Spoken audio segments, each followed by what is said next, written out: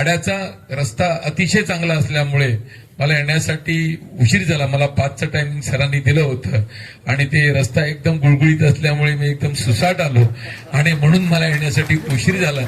त्याच्याबद्दल तुमच्याकडनं खेद व्यक्त करतो. आणि ह्या लढ्यामध्ये आता मगाशीच प्रशांतने केदार सरांचं नाव घेतलं, पण सुरुवातीला जर सरांनी जर सांगितलं असतं तसं माझे जे आमचे आमदार आहेत म्हणजे मिलिंद नार्वेकर असतो किंवा विधान परिषदचे आमदार अभ्यंकर असो, अभ्यंकर तर आमच्या शिक्षक संघटनेचे पूर्वी मी जिल्हा प्रमुख असताना म्हणजे ठाणे ग्रामीण जिल्हा प्रमुख असताना अभ्यंकरजी शिक्षक सेनेचे पूर्ण महाराष्ट्राचे अध्यक्ष होते आणि आम्ही सोबत काम केलेले आहे. म्हणजे ते असं नाही तर त्यांनी तर तुम्हाला इमिजिएटली पत्र दिलंच असतं किंवा खरबरीत पत्र मुख्यमंत्री महोदयांना त्यांनी दिलंच असतं. तर मिलिंद नार्वेकरांचं पण मुख्यमंत्री महोदयांशी चांगले संबंध आहेत तसे. असं जर कधीही काय अशी आवश्यकता असली तर अवश्य सांगा.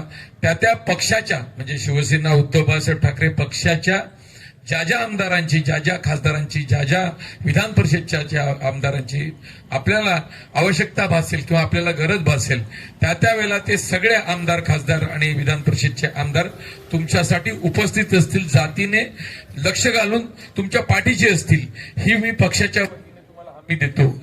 आज आपला कितीतरी महिने झाले खरं तर सगळ्या पालघर जिल्ह्यातल्या लोकप्रतिनिधी एकत्र येऊन हा लढा असा नाही की बाबा कुठल्या तरी जातीच्या विरोधात किंवा कुठल्या जातीसाठी हा लढा तसा नाहीये. पण तरी सुद्धा ह्यात सुद्धा काही काना राजकारण दिसत असेल तर ते दुर्दैव आहे.